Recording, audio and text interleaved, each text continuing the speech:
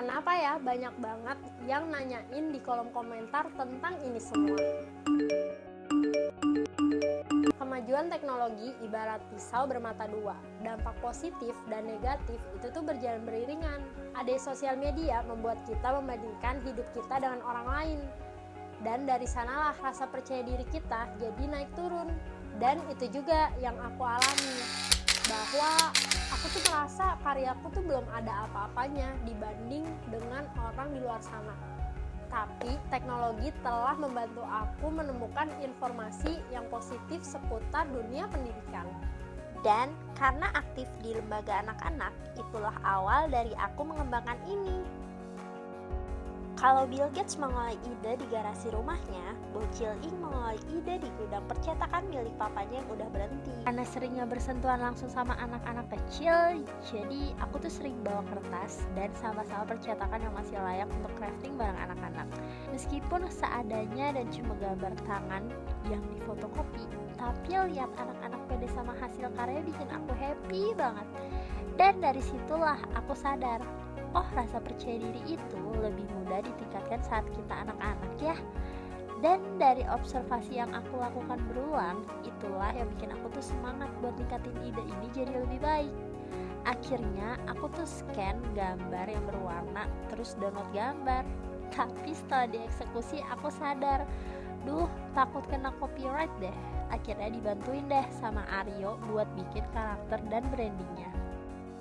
Setelah karya jadi, gak langsung puas gitu aja.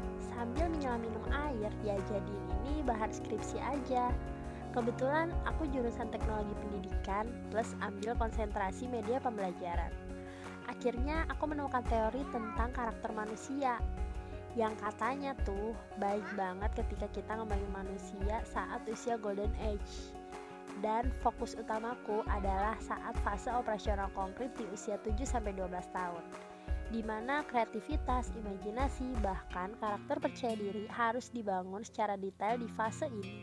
Nggak sampai situ aja, lulus kuliah aku lakuin riset ke beragam anak di seluruh Indonesia. Mulai dari anak desa, anak kota, anak disabilitas, anak panti asuhan, anak jalanan, bahkan mereka yang terkena bencana lewat metode mental healing. Dan beruntungnya media ini tuh dinilai langsung sama beberapa tokoh nasional.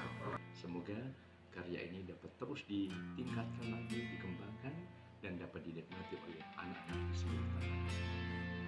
Pada dasarnya, anak tuh sama ya. 7-12 tahun adalah masa di mana mereka dalam tahap operasional konkret.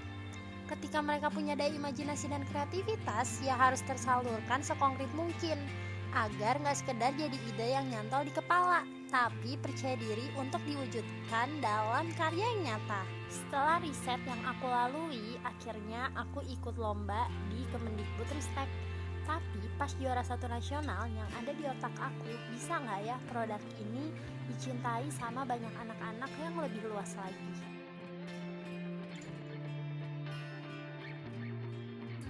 Terus happy banget karena banyak juga nih dari perusahaan atau komunitas yang melibatkan pop-up bocil untuk media edukasi di acara-acara mereka, termasuk anak muda yang ada di Indonesia. Dan dengan proses semua itu, aku sadar kalau dalam berkarya juga butuh konsistensi dalam membangun ide yang kita buat. Kita itu gak hanya memikirkan sesuatu yang abstrak dan cuma nyantol di kepala, tapi hingga bisa jadi kompleks dan berdampak dengan masalah yang mau kita selesaikan.